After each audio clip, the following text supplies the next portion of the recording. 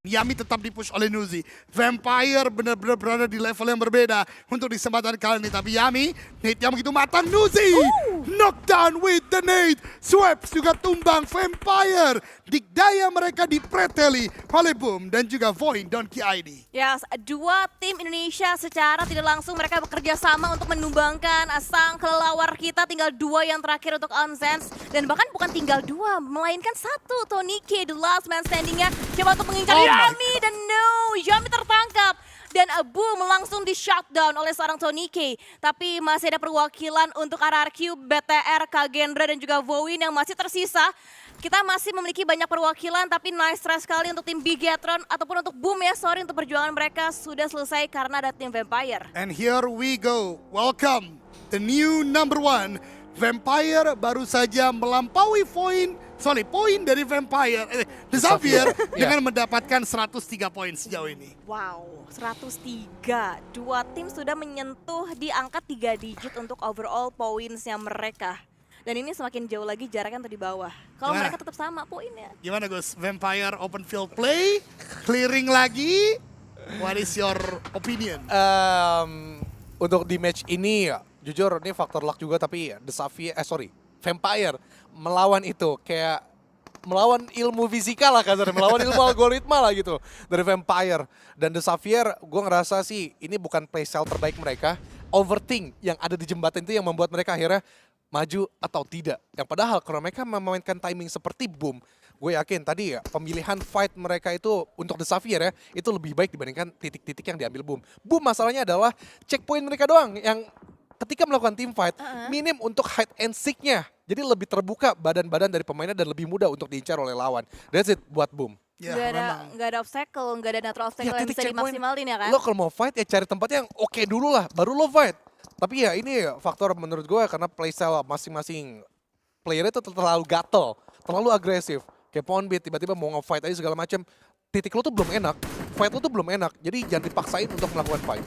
itu dia direct point yang akhirnya ngebuat Boom seperti tidak aware ya untuk melakukan fight-fight yang begitu maksimal dari Boom sendiri. Tapi satu hal lagi kita melihat bagaimana RRQ seorang Genfos bahkan pelurunya begitu minim. Ini memperlihatkan bagaimana memang mereka impromptu mengubah drop spot ya kan.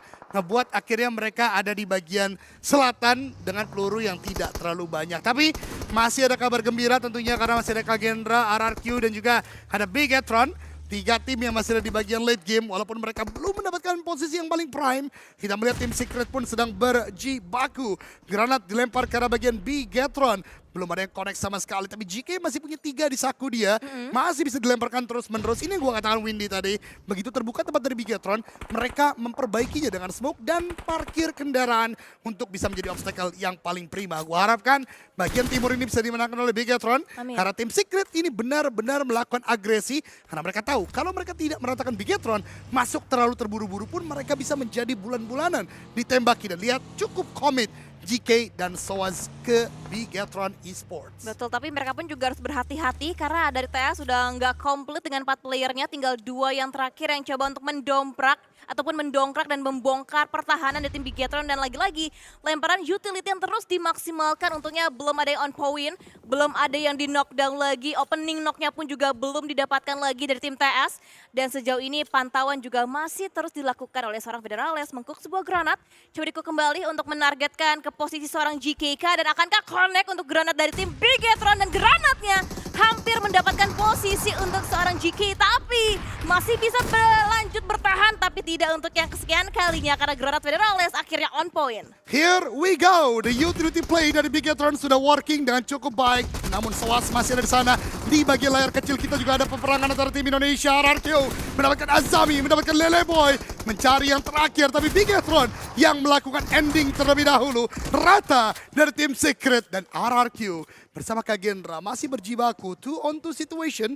Di bagian atas masih ada 2 player dari Kagendra, Casper dan Acul. Nate yang di-cook akan dilemparkan juga, menjaga pergerakan dari Kagendra untuk tidak turun ke arah bagian bawah. Casper sudah terdengar di bagian bawah, bahkan revive tidak dilakukan oleh seorang Genfos, dan Genfos berhasil untuk tidak melanjutkan revive tadi untuk melakukan eliminasi. 1 player terakhir dari Kagendra sudah mulai dipantau, granat yang di-cook juga akan dilempar, dan RPK, what a timing, sangat baik untuk untuk menghindari granat yang dilemparkan oleh player Kagendra. Yes, dan berhasil bisa menyelamatkan posisinya untuk saat ini. Dan dari Acul kembali keluar lagi untuk bisa mendapatkan posisi yang lebih prime mungkin. Tapi RRQ mendeteksi langkah kaki yang diberikan oleh seorang Acul, dapatkan satu. Tapi backup dengan belakang diserang Nerpeko on point. Dan akhirnya Kagendra diratakan, dipulangkan dengan 0 eliminasi poin oleh tim RRQ. Tapi here's come Bigetron datang di waktu yang tepat untuk mengganggu fight. Dan bahkan RRQ belum dikasih waktunya mereka untuk reset, langsung ditumbangkan kembali anggota playernya. Tinggal 2 yang terakhir harusnya. Dan kita bisa pantau lagi ada 3 ternyata untuk tim RRQ. Ada lemparan utility masih dimaksimalkan kembali, tapi masih belum ada yang connect. Masih bisa berjuang kembali dengan 3 melawan 3 antara RRQ dan juga Bigetron. Ini catch up yang sempat gua katakan di sinergi hilang dari tim Indonesia. Bigetron dengan segala keterbatasan dia di game kali ini mencoba mencari dan mendulang eliminasi lagi, membaca elimination fit dengan knockdown yang terjadi sebelumnya. Kali ini catch up, tapi kembali lagi mereka mengerti ketika sudah terlalu lama pull and push fight-nya membuat RRQ pun juga sudah melakukan reset situation. Bigetron kembali tarik mundur, mereka punya rumah orang kaya, mereka punya beberapa kompon di bagian depan juga. Sementara waktu di zona ke-6 kali ini masih bisa berbagi dengan tim RRQ. Sementara beberapa tim lain, Xavier, Vampire, ini sudah sangat-sangat pincang. Kedua tim ini bahkan menyisakan hanya 1 orang. Levi's pun juga tadi 1 player dari tim Vampire, yaitu Tonike, kali ini berdiam diri saja dan tidak melakukan apa-apa. Yes, dan masih menunggu waktu ya berarti ya dari masing-masing player dan juga tim untuk saat ini. Dan ini sih karena zona juga mendukung mereka sih untuk stay dulu, untuk mereka bisa nge-hold lagi. Tapi lihat strategi yang coba dibangun oleh tim RRQ. Oh, bold movement. 2-1 dilakukan untuk posisinya dan akan coba tarik mundur lagi. Mungkin masih ragu-ragu karena memang ternyata ada Rezi yang bisa melihat pergerakan tim RRQ. Itu bukan ragu-ragu, itu ngebait pinter banget. Dia tadi ke arah bagian depan dulu, lihat ini kaca ada yang jaga nggak nih, jendela ada yang jaga nggak nih. Ada. Ditembak, mundur lagi langsung overcraft ya. So, very well played, bahkan zona. Sekarang menuju ke arah bagian Bigetron dan RRQ. Secara tidak langsung mereka menjadi 2 benteng yang berbeda kubu, tapi bisa untuk mempertahankan siapapun yang masuk ke arah bagian dari mereka. Dan ini masih kita pantau lagi juga untuk pergerakan lainnya dari tim The Xavier. Masih ada 1 yang terakhir untuk seorang Levi's, the last man standing kali ini. Dan vehicle-nya dirasa sudah tidak dimiliki lagi. Akan menjadi PR yang besar ya untuk pejuang terakhir dari tim The Xavier. Sedangkan berbeda halnya dengan Cellcom DJ Alliance. Mereka masih punya vehicle, mereka pun juga nampaknya masih memiliki ruang geraknya lagi. Tapi untuk tempat ternyaman sih memang dengan compound yang seperti ini masih ya untuk 2 tim Indonesia. Untuk Bigetron dan juga RRQ. Tapi walaupun memang mereka di satu compound yang sama, ini bukan berarti kayak mereka coba untuk kayak bekerja sama, diskusi. Tapi emang posisinya aja yang membuat mereka masih bisa nyaman saat ini. Dan di bagian sisi lainnya sudah mulai pecah kembali fight yang terjadi. Dan Vampire akhirnya dieliminasi, dipulangkan di hashtag yang kelima. Dan itu dia Genfos mendengar adanya tembakan di bagian kiri dari compound ini. Dia dapatkan 1 play dari Cellcom DJ Alliance yang gua rasa tidak akan ada revive yang dilakukan. Dan sebagaimana gua katakan, menjadi 2 kubu yang berbeda, tapi menjadi fort atau benteng yang sama. Lihat bagaimana dari Cellcom DJ Alliance tertembak oleh Bigetron dan juga tim RRQ. Menyisakan 1-2 orang ternyata di satu kendaraan yang sama, tapi mereka pun tidak bisa untuk bergerak bebas. Bahkan kali ini hanya Cellcom DJ Alliance yang menjadi sebuah benteng terakhir yang perlu untuk dirobohkan untuk Indonesia bisa mendapatkan winner-winner chicken dinner di game yang kedua. Ya, Indonesia diharapkan bisa mendapatkan chicken mereka yang untuk di hari ini dari RRQ ataupun dari tim Bigetron. Karena masih ada 2 perwakilan dan zona seperti ini, gimana pendapat dari seorang junior? Ya ini fightnya masih berlanjut, nanti kalau diopernya pas lagi Tadi kosong. minta ngomong, sekarang dikasih ngomong nggak mau, gimana sih? Tapi kayaknya dari Levi's yang nggak banyak berbicara, langsung aja kasih impact-nya walaupun mendapatkan sebuah knockdown. Tapi langsung bisa dihandle dengan sangat baik oleh Cellcom DJ Alliance. 3 tim teratas untuk Bigetron, Cellcom DJ Alliance dan juga tim RRQ. Dan Cellcom sih yang masih berada di luar zona. Keluk, apa yang bisa dilakukan? Hanya bisa healing-healing dan akhirnya selesai sudah. Dan dipastikan chicken kali ini akan didapatkan oleh Indonesia. Kolom komentar akan semakin ramai.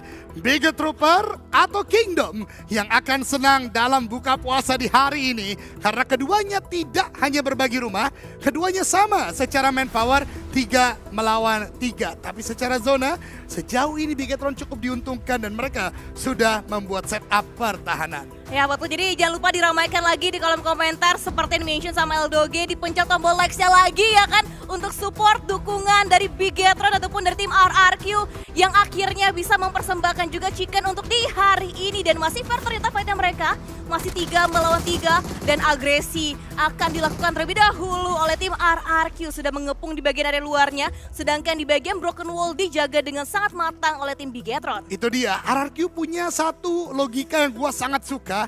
Mereka tahu mereka sekarang tidak diuntungkan oleh zona, mereka merapat untuk mencari split-split yang dibangun oleh Bigetron. Tapi Bigetron pun menggunakan split yang tidak ada celah, di mana di bagian belakang di backup, di bagian atas juga ada. Namun RRQ sudah mulai masuk ke bagian rumah orang kaya. Satu orang masih melakukan healing di luar dan Nerpeko getting the first. Razy tumbang, Federales juga tumbang, menyisakan Satarles seorang saja. Nate akan dilemparkan, tidak mengenai siapapun, damage diberikan juga. Tapi 3 melawan 1, tidaklah mudah, dikejar terus Satar kali ini. Iya betul, nih nampaknya dari tim RRQ akan coba untuk mengurung kembali dari seorang Satarles, tapi Satarles coba untuk mancing keluar lagi, tembakan pun diberikan lagi hanya bermodalkan S12 untuk menumbangkan 3 punggawa RRQ yang terakhir sampai akhirnya chicken dinner kali ini didapatkan oleh RRQ. The King is back. Bow to the King. RRQ mendapatkan kemenangan di hari ini untuk game yang kedua. Peperangan yang tidak memudahkan mereka, tapi rapatnya mereka menculik